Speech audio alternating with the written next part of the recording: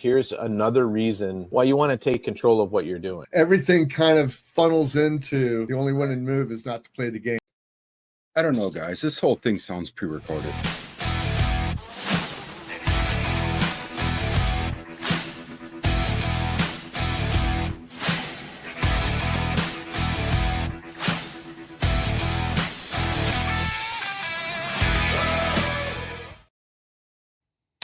Here we are on a Sunday morning for those of you who are not live here because nobody's live here today.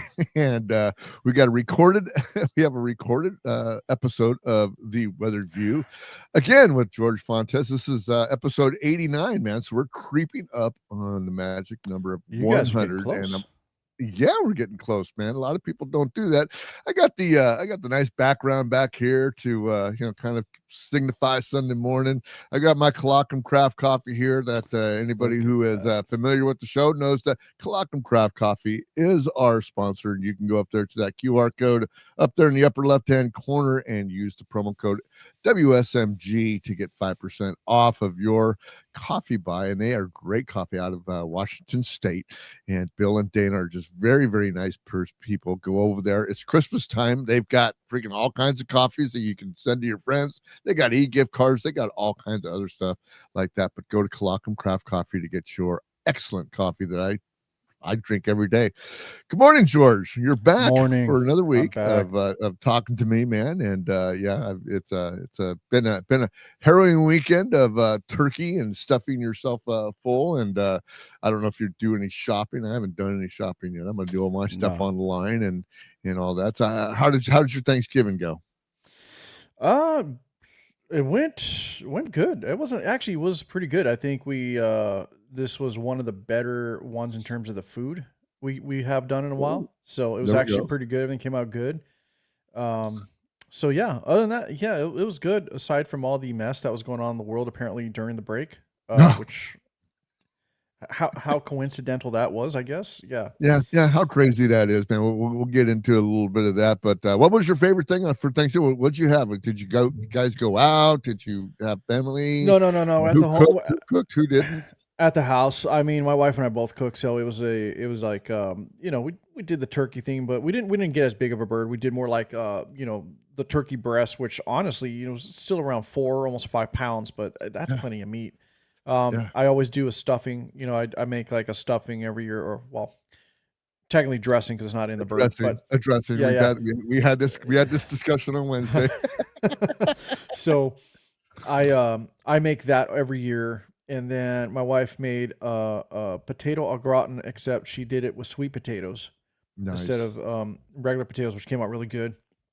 Oh, yeah, cool. and just everything, Brussels sprouts, carrots, that are baked and drizzled with honey and candied walnuts and things like that, and cranberries. And yeah, we tend to kind of go out when we cook, even if it's just us. Sometimes, like this year, it was us because my parents are up in Oregon with my sister, and my brother came in later because he's a Chiefs fan. So he came to watch the game.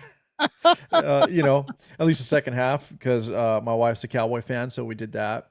But yeah, no, we kept it low key, pretty small. But we still cooked up a storm. Still have tons of leftovers, which God, those things seem to last years. Right. So, I'm going to eat the rest of them today. But 4 o'clock. You eat them all, or you freeze them, right? 4 o'clock next year at your house. Is that what the thing is? Pretty much. Okay. I'll make sure I'm there. Anyway, yeah, I did my traditional brine turkey. I do all the cooking in the house, and my sweet potatoes didn't turn out too well this year. They're kind of gray and kind of sad, and it is what it is. You would think a red sweet potato would be red when you cook it, but it's not. No. It's the brown sweet, or it's the tan sweet potatoes that are red. I didn't know that until I got into the sweet. It was just the sweet potatoes are a fiasco, but the rest of it was great. I've got some tried and true family recipes. We did stuffing or the dressing and the strawberry jello and all that other stuff. So it's great. My wife likes that canned up green bean casserole. Blah blah blah. It was good. Yeah, had a couple of friends over that don't have any place to go, so that was good, man. Had the mother-in-law over. It was great. Yeah.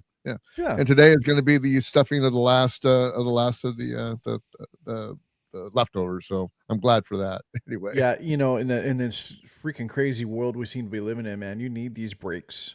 You need these breaks. You need this time to unwind and really check out. Let me tell you, and then, man, it was good. Even though the world kind of went off of a hell bent end, starting on Wednesday, which was really it did just, something for sure. Yeah. That's a you know lot to what? unpack. Before we get into podcasting thing, man, I want to ask you about that. What do you think about this whole DC thing going on, man? Because I really want to get into our podcasting thing, but I've got to ask you this because it's been burning inside of me too. What do you think? Where's your head at with that? Well, there's a lot to talk about on that because it's not you can't narrow it down to just what happened with the shooting of the National Guards people and the death of one of them. I know the other one was still in critical, Right. but this is something that was years in the making through other administrations. And the fact that we have had such an open border policy, people that are able to immigrate into this country unchecked, not really vetted. And in this case, with this person who committed this act, he was an Afghan refugee, but apparently had ties to operating and assisting the CIA in Afghanistan. So right away, people are going to stir up some conspiracy theories, some crazy story about it. And, that doesn't equate to what that person will do when they're here. Because that operation, even if it was a CIA operation, that is a joint operation between the CIA and whichever rebels or whoever is in that area that will agree to work with the CIA in certain operations. And in return, they promise, hey, we'll bring you to the USA, which is what happened. So people want to say, well, it's the CIA's fault. It's, Trump's fault. It's Biden's fault. I think there's a lot going on here. I don't think we could point the finger at any singular person or organization other than that we need to be more diligent about those who we let into the country. This was a terrorist attack, period. They don't want to call it that, but it was a terrorist attack. This was a radicalized person who decided to take action, and we don't know for how long they've been planning or plotting.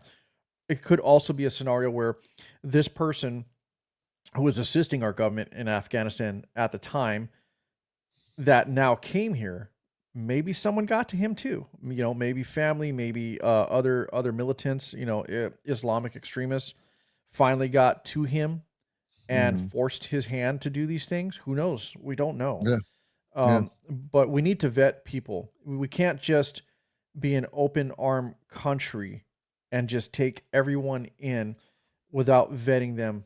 And beyond vetting, we need to apply actual immigration laws. Naturalization, anything that has to do with you as an immigrant when you come in is not guaranteed. The government at any time, if they deem you to be acting in opposition to the government in any way, for example, if you're supporting another country over the country you live in, if you are messaging and sending narratives out there into the world that are against the nation that took you in, and you're going against the grain to create chaos and havoc, and in this case, literally carry out a terrorist attack. If you're part of a terrorist cell or organization, it doesn't matter. At any time, they can pull your card from you and they can send you back. Right. And historically, the government has not done that. Right. A lot of people want to say how bad the administration is. Oh, they're just deporting everybody. Well, look, some of that's true, some of that isn't. The reality is a lot of people are here getting away with pushing narratives and dangerous rhetoric that are absolutely in opposition of the United States of America, but yet still live here, reside here, take advantage of everything that is afforded to them. Even our senators. Yeah, even absolutely. our senators. So, my take on this whole thing is we need to get more serious about what America is. We need to get more serious about what it represents, what our actual culture is, and we need to protect that.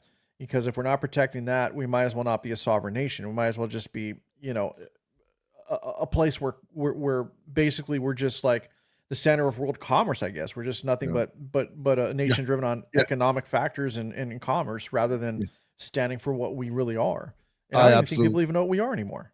Yeah, I absolutely agree with you there. I've got a Substack opinion comment piece that I wrote yesterday and posted it. I'm sure that you have a Substack also, right? I'm for Yeah, sure. I do. Yeah. So I yeah, I'm intended to sure that do you'll. more writing on it, but Yeah. never have the time. Well, you can get my opinions and stuff at the bottom and the show notes after we get done here, and I've Yeah. got all of George's links and everything at the bottom of the page also. But let's get into podcasting, man. So me and you met the either the I Had to Say It podcast or the Boomer Bunker. Which one? I'm not sure which one, because I got so many fingers out there now. I pick up Yeah. podcasts like they're pennies on the ground, but very few Jeez. that I listen to that I'll continue listening to, and yours is one of them.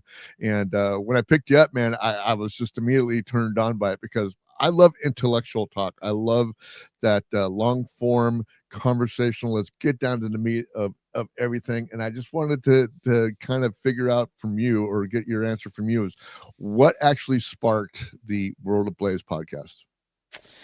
Honestly, I mean, just hearing all the bullshit out there, to be quite honest, it was constantly listening, because I got into podcasting, in terms of being a listener of podcasts, because at one point I used to listen to talk radio, and podcasting really to me was just another version of that without restrictions, without the Mhm. regulations. So you can say anything you wanted in terms of, expletives and whatnot.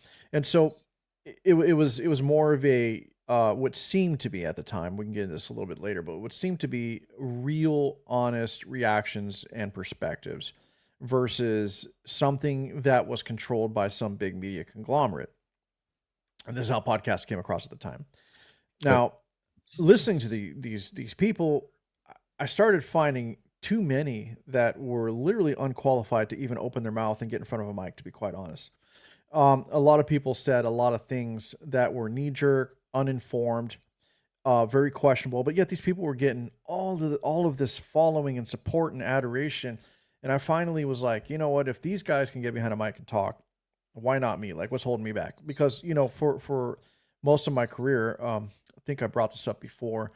I've always had to hold back, because if you have a regular job, you have clients, you have a business where you're in an Yep. area where it's one political leaning versus another, you can't really say much, or you lose your contracts, you lose your job, you lose your funding, and then unfortunately we still live in that today. It's They Mhm. say it doesn't happen anymore, but it does. Yeah, It absolutely does. absolutely. But I got to the point where I just didn't care anymore, and I was like, I'm just gonna put this out. I was like, I don't think anybody that I'm dealing with is going to listen to it anyway. They're not even going to think that I'm doing this.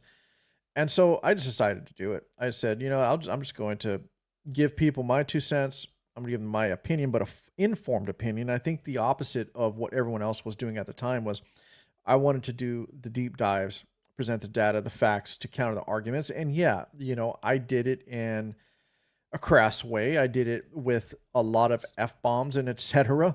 But because I could, and honestly, that's how I talk. And it was just me being me. And I know when to do that and when not to. But that's how it started. So it started with me doing that. Then when I got, I wouldn't say tired of it. I love doing that because I think I need to do more of it. But I started wanting to have these conversations with other people to get their perspectives. And it started with trying to get someone's perspective based on, okay, for example, I had one guest, sorry, Derek Gilliard, who served under the Trump administration, and what he did, was, on the other side with, I believe it was Health and Human Services or whatnot. He worked in that side of the government, but based on his experience under the Trump admin and how it affected him doing his job, and he wrote a book about it, and he's written a few books. So I was like, hey, let's see what this guy has to say, because everyone's saying, Trump bad, and all you saw at the time when I did this interview was Right. all these pro MAGA guys like, oh, Trump can do no wrong, he's amazing, etc. You guys don't know what you're talking about. This is America, blah blah blah. And so I wanted to have that conversation. And I started having a conversation with people. I came to get his perspective from the other side. And what's funny is the longer you talk and the more that you push back on them, and then they in turn push back on what you're saying, you start to realize, like, all right, we kind of agree on more than we don't. you know, and that was an interesting thing to me. Is like I find that unless someone is really close-minded and really so far to the right or left, more often than not, you're going to find a middle ground. You really are. And so I just Yeah. started doing more and more of those. Like, oh, let me talk to this person. I find this person interesting. You know, it's a lot of it was based on subject matter experts. You know, if there's a military action, Yeah. I got a couple of people that I can reach out to that were ex-military or intelligence that are willing to talk to me and come on the show, and then we'll talk about those things. And when it Yeah. comes to politics, I got a few other people that I can tap for that. And in other cases, I'm just looking. You know, I'll come across people online that I find may be interesting. It could be various topics now. It's not. The show's mostly politics, obviously, but there's times where I Yeah. veer from it to talk about other issues, such as mRNA and COVID shots and vaccines. And so Right. I just kept going down that road, and it all started with me just saying, why not? Like, if these idiots can do it, why can't I? And I'm not calling everyone an idiot, but I'm gonna say there's some idiots on the mic that just shouldn't be on the mic. It's my So, opinion. That's just what it is. so I've listened to a couple of a couple of your recent episodes, and I think I started out my first episode that I had with you was the Joe Walsh episode that you Yeah. had, which seemed pretty. I mean, I think you held back, like I said, but I did a lot. Joe Yeah. Joe Walsh can be very contentious as being on one side, defects to the other. What are some of the other? I mean, to me, I thought it was a very good episode. I really did. That's what the one that turned me on to you. I'm going like, hey, I'm gonna listen to this guy. Well, And I mean, so other people other than Joe Walsh, have you had those contentious episodes where you didn't either you guys didn't hit it off, or basically you were appreciative of the fact that somebody was on with a different opinion and you were able to I debate? well, I did have a little back and forth with Dan Bermawi, um, who is very anti-Islam, a guy that comes from a background as a Muslim, ex-Jordanian, and his takes on the situation, what's going on with the Islamic invasion of the West and their intentions, what the doctrine really is, based on it's a political ideology based on conquest basically of the entire world. And that's what he says about it. And the Mhm, truth mhm. is, much of what he says, I mean, if you're just watching what's going on out there in the world, seems to be very true. So Yeah, everyone can have their opinions on that, but there's more going on in real time that supports a lot of what he said. But he did make some statements in terms of U.S. involvement in the Middle East and what the U.S. should and should not be doing.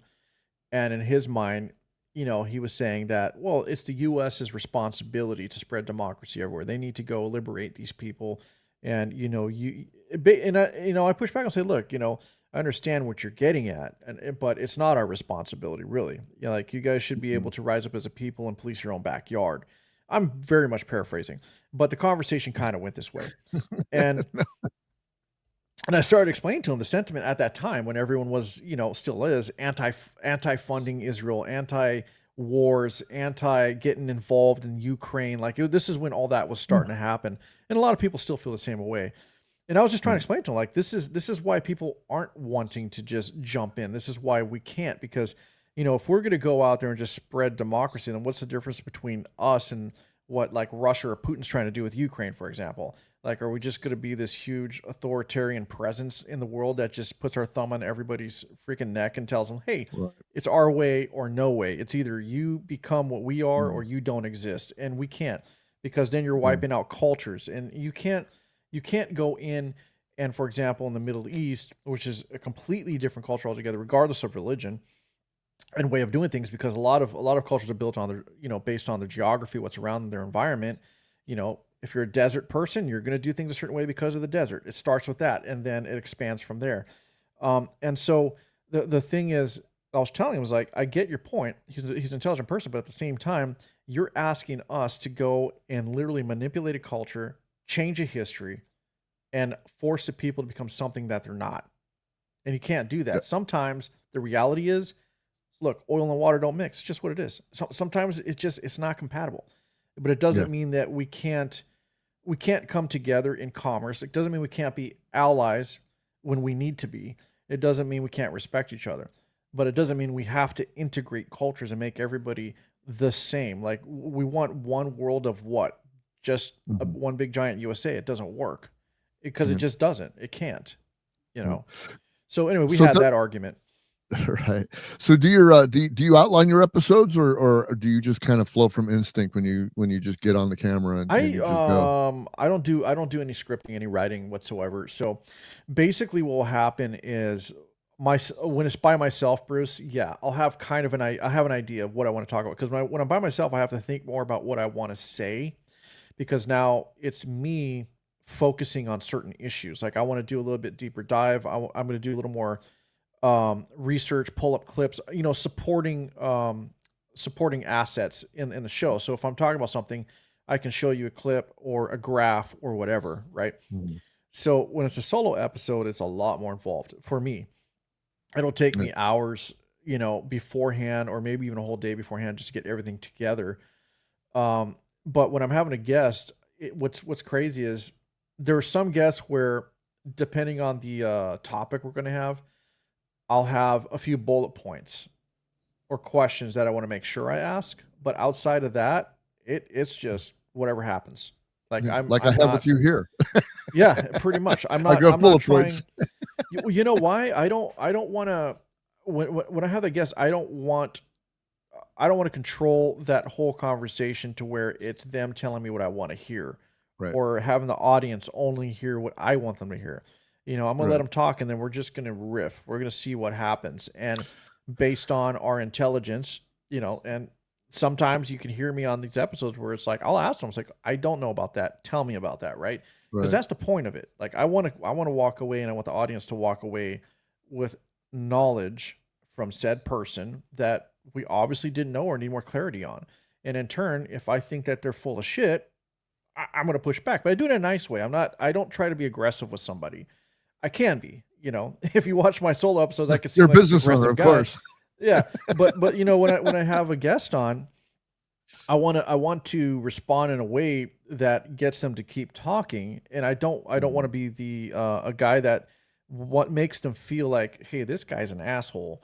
Why am I talking to him? And they just kind of shut down. And then Right. now it's not a benefit to anybody.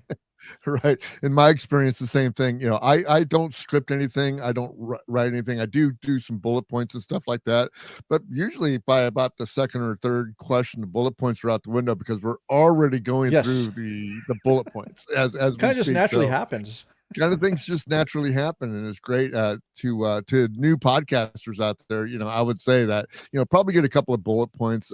I've got some stuff that I really don't do, like when I contacted you, I never asked you, hey, is there some kind of questions you want me to ask you? Right. Some guests, you have to do that because they want to get their point out there, especially if you're trying to promote their wares or their product or their business or stuff like that. They want you to ask certain questions, which is cool. But I like the nice free flowing form of podcasting. I think it goes a lot, it goes way natural. It's like me and you sitting Yeah. down at the coffee shop just having a bullshit session. I mean, Which that's is, kind of the way we were going. So I think that's the way it should be, because to me it's honest. It becomes more honest, more yeah, free flowing, and I think you yeah. get real. I think you get real reactions to the subject matter in real time. At least, well, to us it's real time. These are recorded, but you get those real reactions versus a one thing I hate are canned answers and a pre-built personality. It's like Hmm. this. What we do is what I believe the way it should be and should continue is, don't treat it like an old-timey radio show. Don't be the guy that once you're on the mic or behind the camera, you just become this different person. Hmm. Don't put a show on. Right. Don't come to me with you know, a bunch of answers that you've used every single time. Okay, so for example, I had one guy. He's a social media personality for sure, and I like the guy, by the way, and I follow him on X, etc. He's a good guy, but when I had him on the show, he had the whole, like, the tone of his voice, the way he came across. You can tell like he had a whole spiel, shtick of like he's used to being on these interviews, and it's like he just started going like a machine gun, like blah blah blah blah blah blah with this tone of voice. I'm like, and I had to go, hold on, you know, tried to steer him away and bring him back, and I could see in his eye, like, wait a minute, what are we doing here? Because that to me is, I'm not gonna say disingenuous, but I'm not looking for that. I want your Right. opinion. I want your honest answers based on what's happening now, not what Right. you've gone through in the past. You know, this isn't a scripted play. This isn't, you know, a scripted newscast. We have some guy over you, you know, going, okay, if you don't talk about what's on your page, we're firing you, right? Right. That's not what this is about. That's not what you're doing. That's not what I'm doing. That's not what anybody you and I know is doing. We're just coming at it honestly, and I think that's the way this format should always be. Because once that's gone, we might as well move on to something else. We no longer have integrity and truth out there. We don't Right. have Right. opposing opinions. Yeah, and I'm the same person here on this podcast. So you see, you know, if I met you outside the door or met you, you know, at some Yeah, function or something like that, I'm the same person. So it's just like, you know, sometimes that grates people the wrong way, but you know, it's just like, I could definitely be a different person, you know. oh But yeah, sometimes it's not me being a different person versus the rapport I may have with a certain person, right? right, You know, there's certain things you can say in a certain company. Doesn't mean I feel different. Doesn't mean I'm going to say something different. But maybe I can't run my mouth a certain way around certain people. It's just what it is. It doesn't mean that I don't believe all of a sudden what I've always believed, right? yeah, It's yeah, it's like I've always said you got to pick and choose your battles. Okay, fine. mm, The situation I'm in now, this is not the person I can be, but I'm still going to come across and get my point across the way that I truly am and how I feel inside. yeah, I'll just present it differently, for example. yeah. Did World Ablaze start as World Ablaze, or did it evolve as World Ablaze? I mean, what was the signature that you wanted for the show when you started it? Um, World Ablaze, what World Ablaze is it was a dual meaning thing. So, I what I really intended to want to do was basically just have conversations with people originally, you know, and I was not established, and there was a lot going on politically. So that turned into me starting out how I did, you know, solo episodes. I started doing guests later, obviously, you know, as I stated earlier, Mhm. but World of Blaze became something that I was interested in using because it was a dual meeting. Because in the beginning, my intention wasn't just to have these conversations. Well, World of Blaze also means to me someone who is a trailblazer, someone who's like doing something that in their particular industry or whatever it is, that they're basically setting the trail, you know, on fire as they're moving Mhm. forward.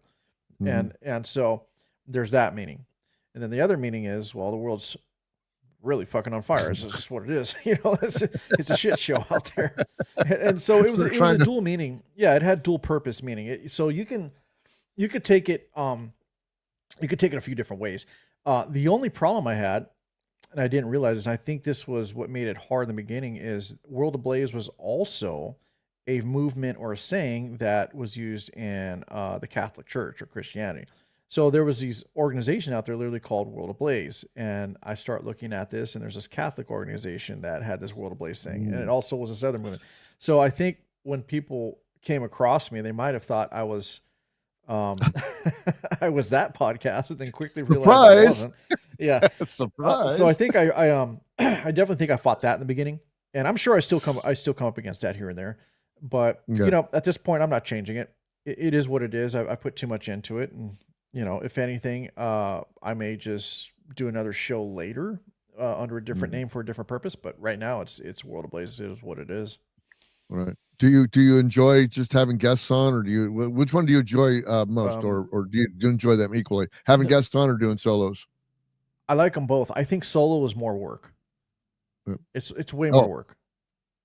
It's way more definitely work. more work Yeah, to try to. it's much more prep. It's much more it's much more content I have to have at the ready because you know, if it's just you and me, like this is different, right? This is engaging, two people talking. But if it's just Mhm. you, for example, or me on the screen, and you're just hearing me do this all day, and I'm just looking at you going, you know, blah, blah, blah, yeah, sky's blue, grass is green, etc. And then if I'm just doing that all day and I have nothing else going on, that's boring. So I got to have, you know, you got to have clips. You have to have different things that the eye and the ear can focus on and get Mhm. them to not, you know, be, you kind of become like a drone, like listening. You kind of start to tune things out, right? And so Right. when you're doing a solo episode, it's a hell of a lot more work. You got to have more in the episode that keeps people engaged, because Right. after a while, nobody wants to hear the same person speaking without any change in tone inflection, or even Yeah. outside clips with different audio and whatnot. After a while, you just kind of tune it out.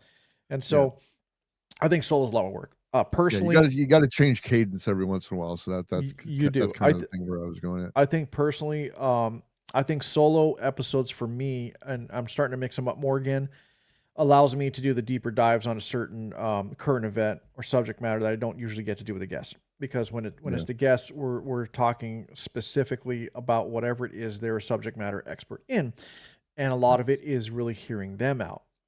Right. And I And then may you gotta bring go up, and then you gotta go edit. Then you gotta go edit. And I always find heavy editing in my solo episodes where I don't have to do that in a live or recorded episode like here. Like here, I won't edit this. I'll just straight to the source. And but right? usually my solo episodes, I'm all like, I didn't like that. I have to get this out of here now. Yeah, Yeah, all and you that know stuff. why?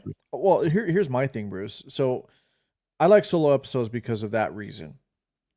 When you're talking by yourself, you're thinking and talking at the same time. And there's some times where you make mistakes. You're like, God, So a lot of times I have to record them in sections when I'm doing solo. Mhm. And I have like this 3 topic type of rule for me, either a 2 to 3 topic rule, because I already know that each topic I can get 15 minutes per. So I'm roughly doing, 45-minute to an hour episodes based on that formula. And it wasn't me trying to do that. I just found naturally when I'm talking, I kept looking at the time when I was editing. I was like, it always seems to be around 15, 20 minutes per Oh, okay. subject. It's Yeah. just how it is for me. So I Yeah. figured that out for myself. So now when I do a solo episode, I will record those in sections. Because again, I'm thinking and talking at the same time in real time. I will have a few notes here and there. I'll read some articles. I got some videos, but I don't have a script. I just do not do that. I think that I don't Gotcha. believe in it. I don't believe in scripting. Yeah. So solo Yeah. episodes are harder for that reason for me. And yes, you're correct. A lot more editing. You got to do a lot more splicing, maybe bring other things in. But when we're having a conversation with another person, it's like, while I'm talking, you're sitting here and you're able to think about what I'm saying and then respond. It's not like you have to keep talking and responding to what you said yourself, or think, oh, damn, I just said that. I shouldn't have said that. But in this case, it's different. It gives your mind a chance to like get your thoughts together. So while you're talking, I can do the same thing.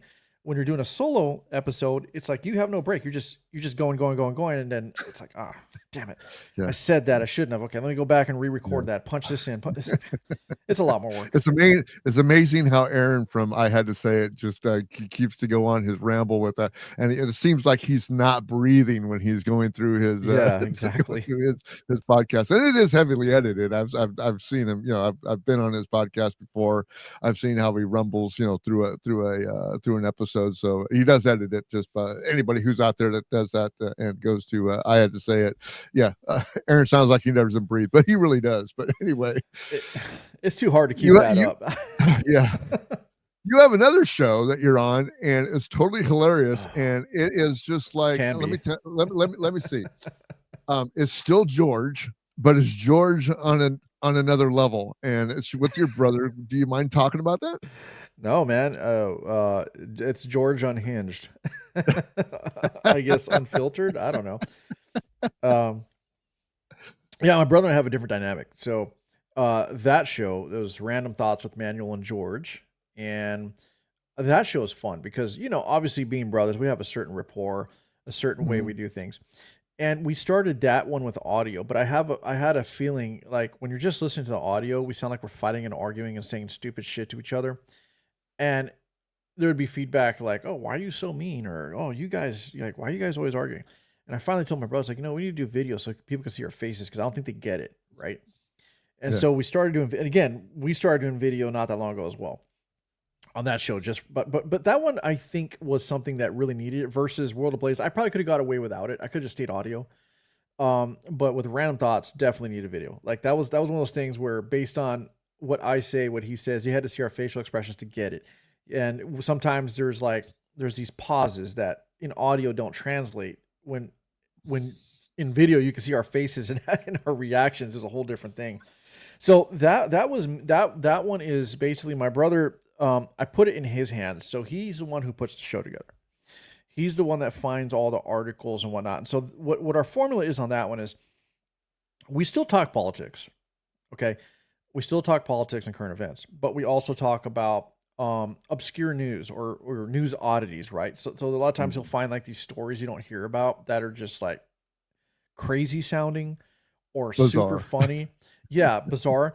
And so he throws those in. So we do that, and then we'll do like these video reactions. So there's like a formula of where we'll talk politics, current event, we'll react to crazy videos or stupid videos, and then we'll also talk about these bizarre, obscure news stories. So there's three things going on there. And the whole thing about breaking it up that way is to make it fun and entertaining, but at the same time, we still circle back to talking about real issues.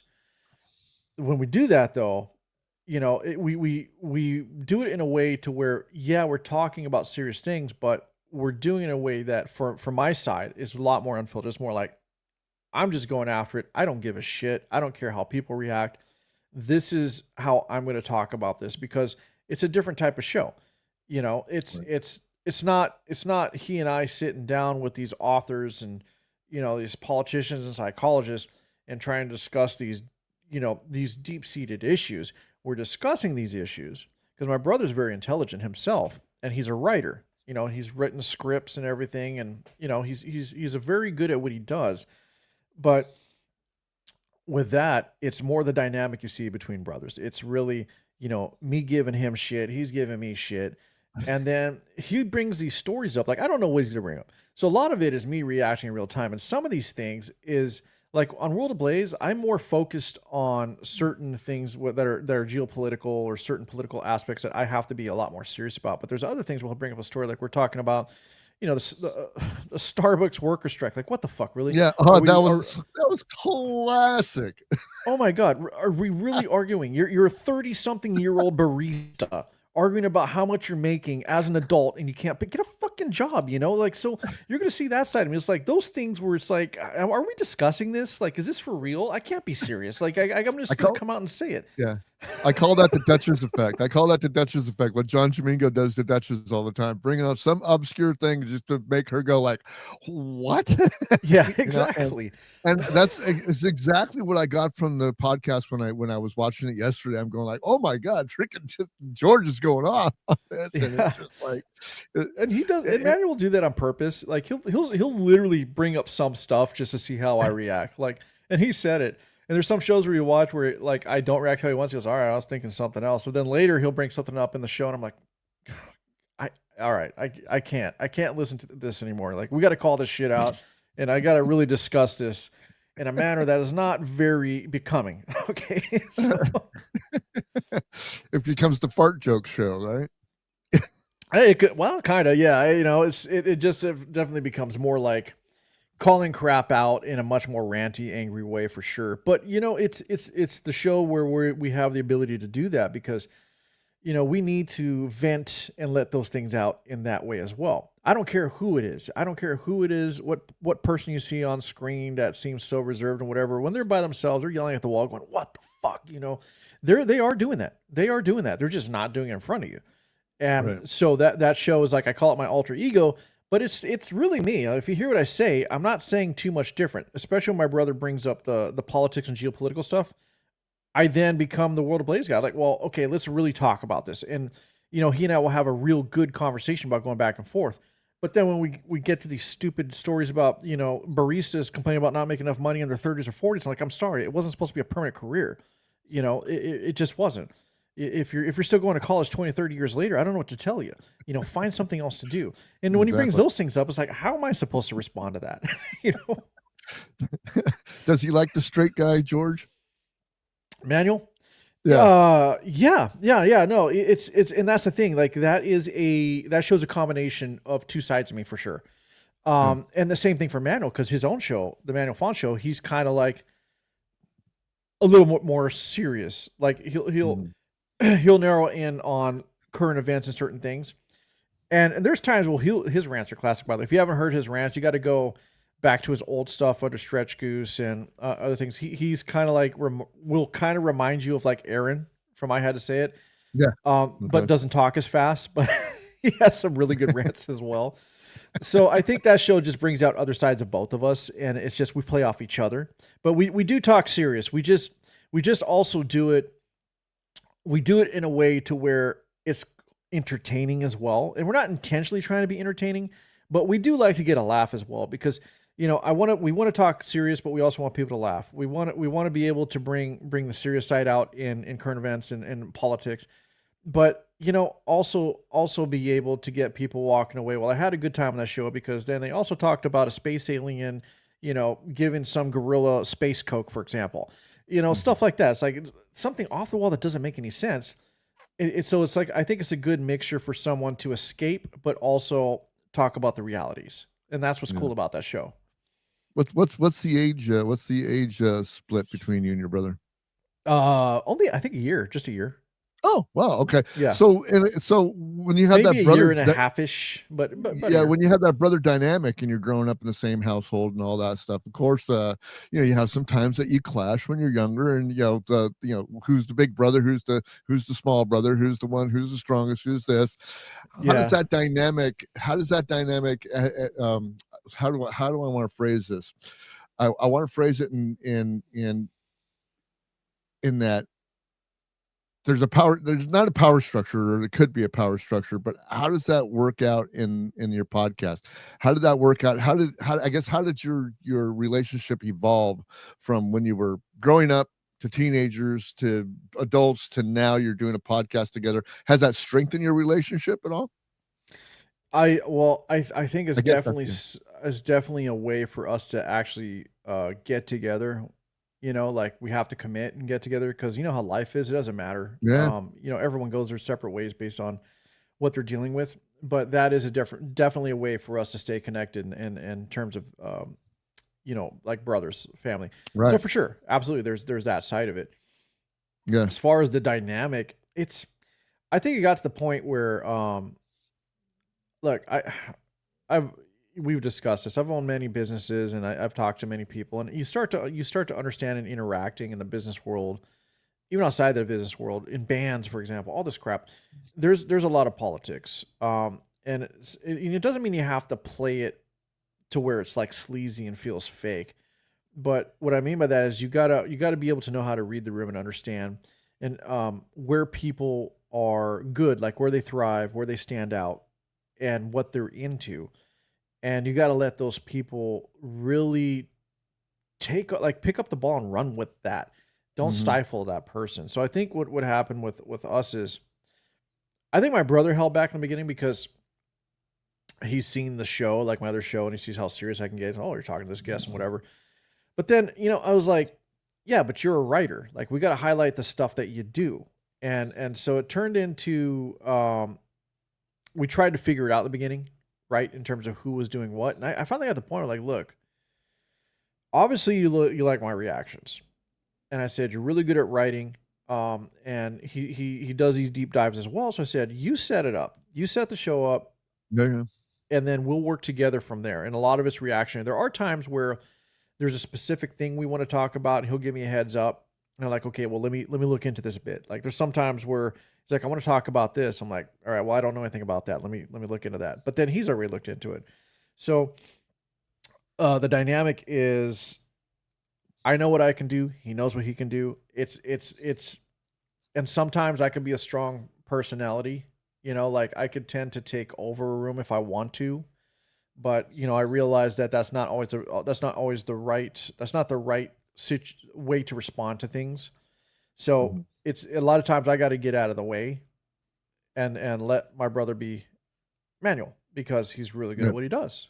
And so yeah, we figured out how to make that work to where he's highlighted, I do my stupid shit, you know, and it just comes together. And yeah. I'm more the technical guy. So like, and he figured a lot out on his own as well. So it's really become where I'm kind of running the social media side. And now that we have our Substack up, Random Thoughts Substack, I'm getting my brother. I thought that was brilliant because again, going back to the dynamic, like he's a writer, he writes articles and things like you need to contribute what you do to our Random Thoughts Substack because Right. he's good at it. So it's Yeah. really, really understanding who contributes what, where to step back and step in when you need to on both sides. And I think it just works because I understand I need to get out of the way where he needs to, shine. And at the same time, he knows how to push my buttons to get me to react the way he wants. So, it works out pretty well. Yeah, pulling into the last part of the show, you brought up an interesting subject there about the way that you promote, and I see that you do a lot of promotions. Of course, me and you have gone back and forth in the last couple of weeks. Yeah. Getting clips from me and posting clips and stuff like that. I am actually terrible at promoting my podcast or promoting everything. I feel like once the podcast is done, I'm going like, I gotta go do something else. I'm out the door. I get it. You personally, you sit down and you take the time to do a lot of promoting. So how does that come about? And is that the most enjoyable part for you? Is it a task that you would rather throw away and leave to somebody else? How does that all come about? No, it's I don't mind doing it. What I do mind is how much time it takes. So with everything going on, I can literally sit here, for another week or two just doing clips and edits and keeping up with things. And outside of that, it's also, responding to social media, keeping up with that side of it. Because the biggest marketing tools we have would be social media. Right. And even though I say that, I'm horrible at social media. Like I don't have huge followings because I don't spend 24/7 posting. Like I don't get how some of these guys do this. Yeah. Even if you have these scheduling, I have a job. I have a job. I have a family. Exactly. Even when you're using these scheduling apps, right? That's good and all, but you still got to be sure that whatever you're scheduling is current, right? Right. So even if you use those apps, whatever you think is a brilliant post that you scheduled for Tuesday at 12 midnight or whatever may be irrelevant already. So Yeah. that doesn't always work either. You have to literally be working it. And a lot of these people have teams. I don't have a team. You don't have a team. We just don't have teams. I think that's kind of weird too, that you have someone trying to post as it's you, as it might be in your own words. That's just a weird thing to me. So it's time consuming for sure, man. And there's times where it's like, I'm always behind. I am so behind the eight ball all the time. Like during this Thanksgiving week, I actually had to spend one day to catch. I was literally about a month and a half behind on edits and clips and everything. And I just couldn't get to it. Just things move so fast these days. Right. And so I finally caught up, and that's the one thing with, the show I do with my brother is like, sometimes I can't get to that as quickly as I can because I already have 3 episodes of my other show that I'm still behind on. And it's not like a priority thing, but it's like, I spent time with this guest and I got to get it out. And a lot of times with the World Ablaze, it's like, it's really more sensitive to like what's happening now or in the moment. And so it's like, it's really hard. It's a love and hate. I don't mind the editing. What I hate is doing markers on video for chapters because a lot of people use AI to do this stuff, but I found that a lot of times when using AI, it's not always accurate. So I use an AI program to do my clips, but I don't just put them out. I actually go to each clip, watch it back in the edit and go, I got to cut this out or extend this and put this, graphic here.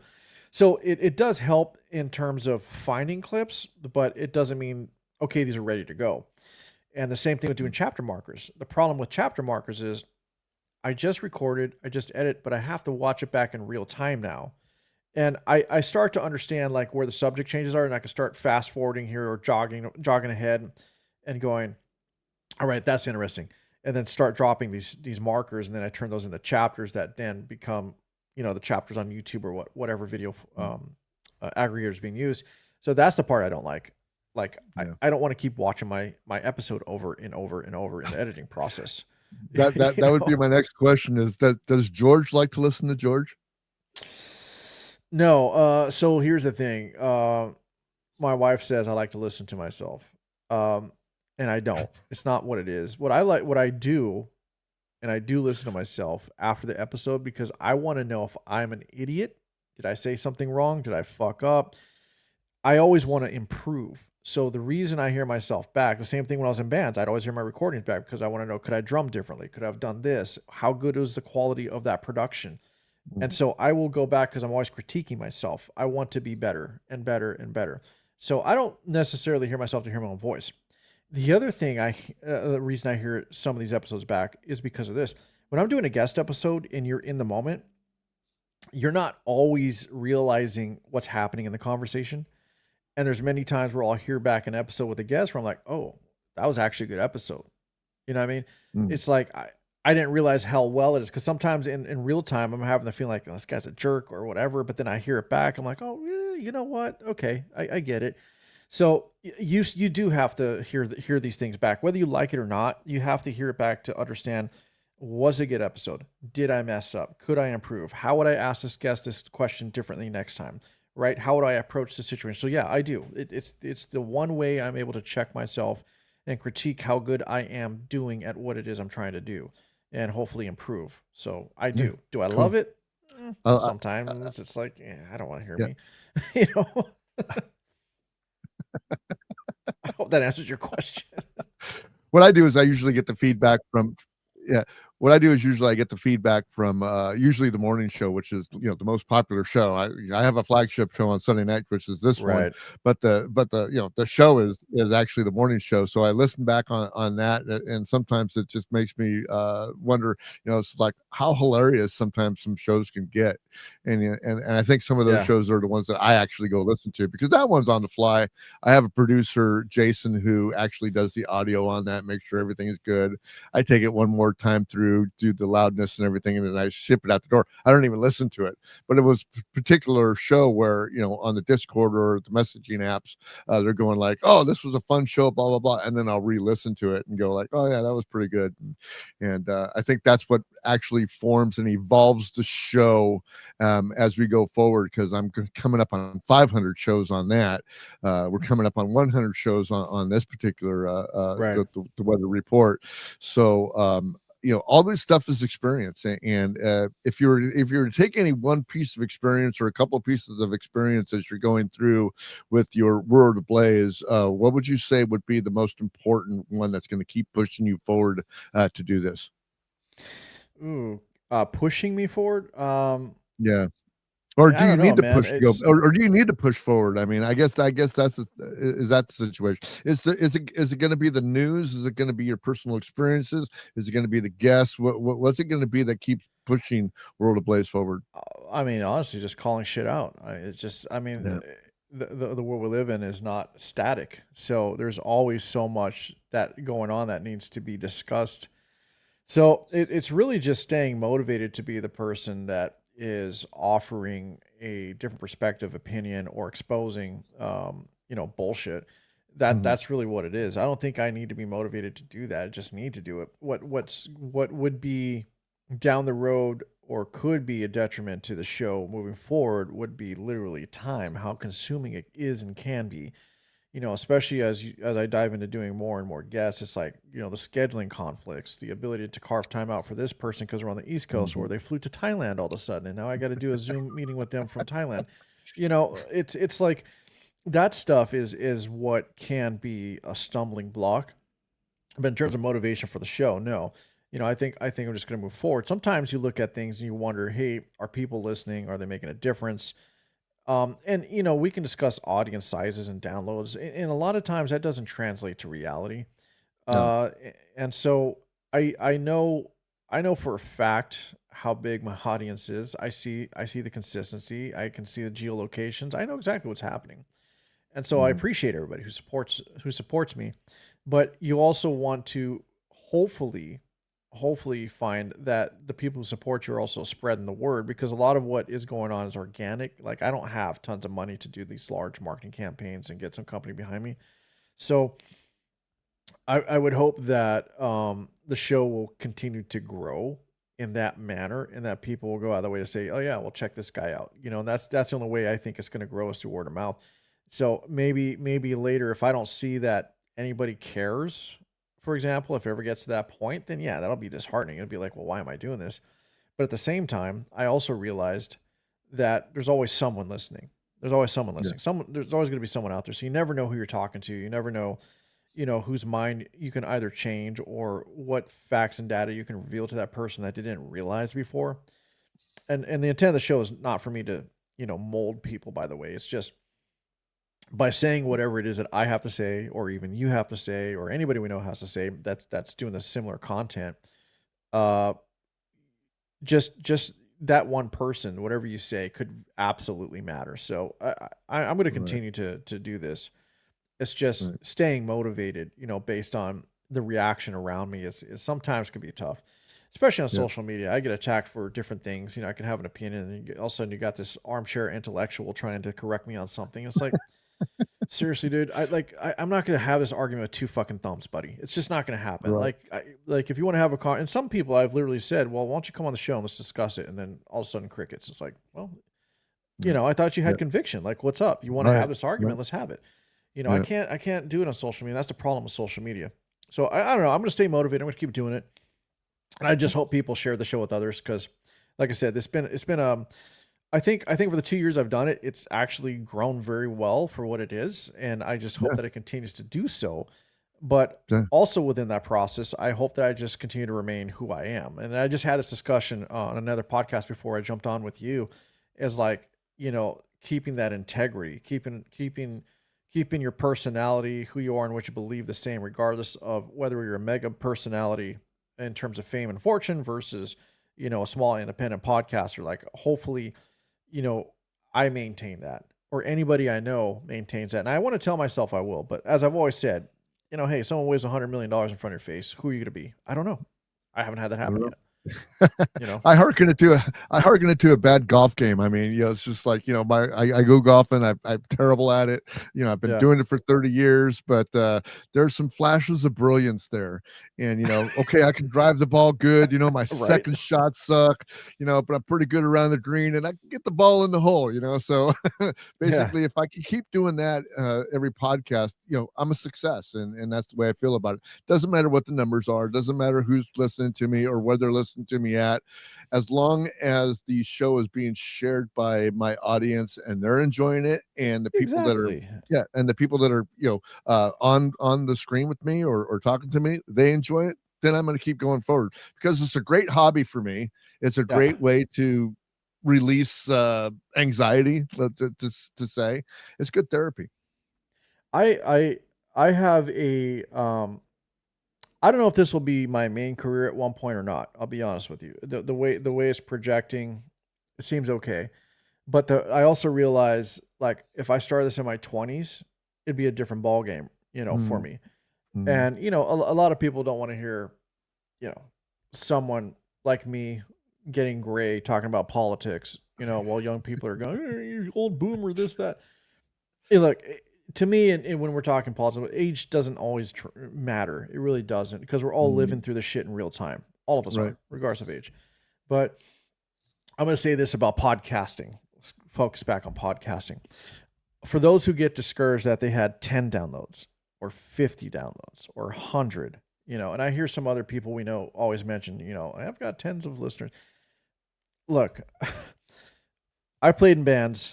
I've been on some fairly large stages, some small stages, and I'm going to tell you this. And even in the events industry, when you look out at an event and you see people sitting, I don't think people realize that if you have 50 people in a room focused and listening on you, what that really is. Like, when you actually can imagine giving your presentation or whatever it is you're saying to 50 focused people listening to you at one time, I think that changes your perspective on what you're doing. If you have 100 downloads, imagine 100 people looking at you right now, listening to what you have to say, and they're hanging on every word because they want to hear your opinion, or maybe they're listening to you because they don't like you and they just want to, I don't know, whatever it is, that you have those people too. They just want to hate you. But regardless, you got 100 people looking at you, 200 people, 300 people, whatever it is. In every single episode you do, that is you stepping into an arena, a theater, conference room, giving your presentation to set amount of people. If you look at it that way, that's a lot of people. Like, how many Yeah. times does anybody in their everyday life literally get to sit down and address a room of 100 people that are just there to hear you? Mhm. Rarely ever. Rarely. Yeah. Cool. I'm just saying. Yeah. So Hey, I think people need to not be so concerned about the numbers, because honestly, my brother and I have pulled this up many times. A lot of it is fake and inflated. It really is. You know, not all of it's reported. Not all of it is recorded. Everyone has a different metric. Spotify doesn't report video plays, for example, as downloads, so your Right. host never sees those. YouTube doesn't report anything to your host, so whatever you do on YouTube is separate. It's like Mhm. you don't know. It's like I have episodes on YouTube that have had nearly 60,000 views. And then I have episodes where, maybe I had a couple of hundred. It's just a Yeah. cycle. It just depends on You when just things never hit, know. when they come out, and how the algorithm picks things up. Yeah, you just never It's know. just, yeah, you don't know. You just got I'm to waiting keep for pushing Spotify forward. to make that phone call to me and go like, "Hey, Bruce, we got $100 million contract for you, and all you need to do is this." I'm going like, "I'm the guy." Well, I think the point I'm trying to make, what I need to make actually, is that if we're just focusing as podcasters on downloads only, look, downloads could be a good metric to determine how good you're doing in terms of your content. Mm, Do people care? Do they listen? But it's not always the metric to take and for you to die on that hill, for example, because right. Spotify, if we look at Spotify, a lot of people don't realize they have invested into a lot of their own shows. So what's going to be pushed up on what's Yeah. available for you to listen? Their Their shows, stuff. Yeah, right? their shows. Or whatever is charting. And so as good as your stuff may be, it's just people aren't seeing it. It's not because you suck. It's just you're never going to get that push unless you have, a $10,000 to $20,000 a month marketing budget to get your Yeah. stuff out there. Yeah, That's just the absolutely. reality. So stay motivated. It doesn't mean you're bad. You just got to be Yeah. more aggressive and growing organically and using social media and networking. That's all it is. It's going to take a lot longer, but you got to stay the course. It doesn't mean that your stuff is not good. It really doesn't. No. Apple's the same way. Apple always says, "Oh, we don't take money." Bullshit, you don't take money. Bullshit. Bullshit. I remember when Megan Kelly broke off from I think it was Fox, right? She was on Fox originally, Right. something like that. She broke off, all of a sudden, brand new, her own podcast.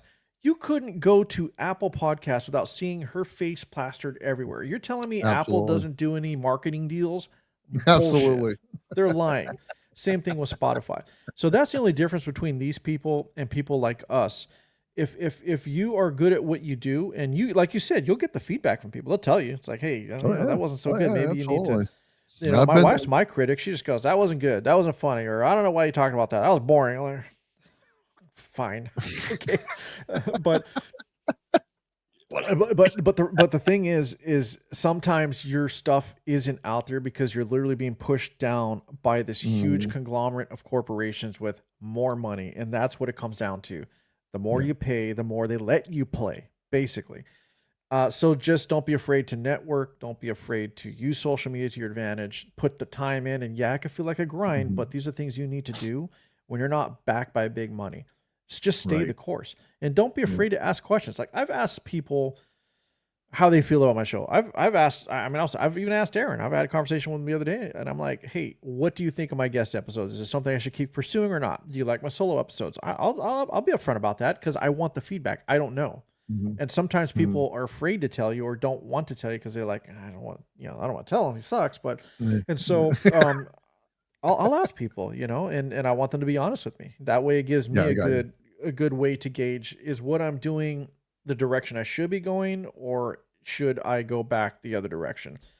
Yeah. And, that's the other thing I could say as far as podcasting goes. Like, you got to ask people, that'll give you honest feedback. Don't just have yes people around you, because your show might start to become popular within certain circles, within certain communities, and a lot of people are just going to give you the whole pat on the back the whole time, say, "Oh, you're doing great, it's wonderful."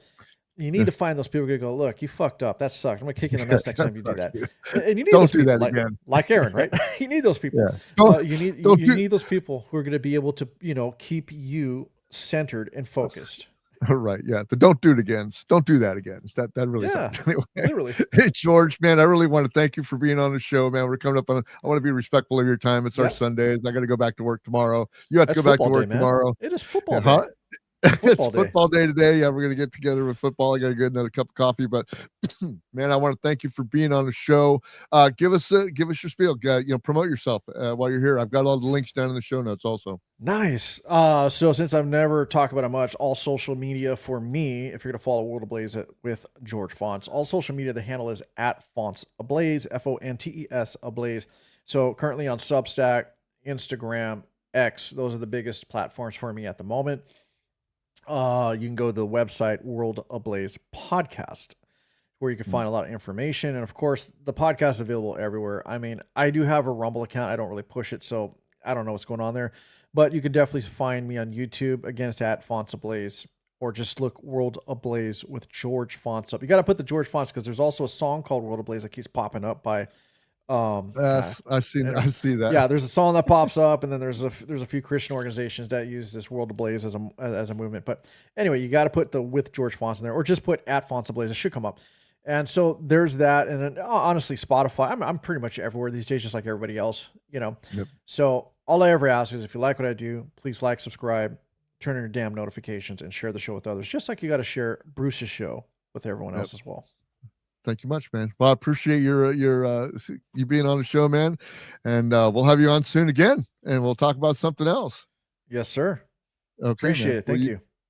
You take care, and we will talk to you guys later. And thank you for being on the show. Please like, share, and subscribe. Like George says, hit the bell, smash the button, do all that stuff. And I guarantee you that if you do that, we will come back next week. In fact, next week we have McShane from Razor Wire coming. There you on the go. show. So that'll be a good episode. We'll have a discussion with him, and hopefully Fritz will be on. Well, he's a little hard to nail down, but that's going to be our next show, our next two shows, and we're looking forward to it. So anyway, we'll see you later, guys. You guys have a great Sunday and be good to yourselves. We'll see you later. Bye-bye.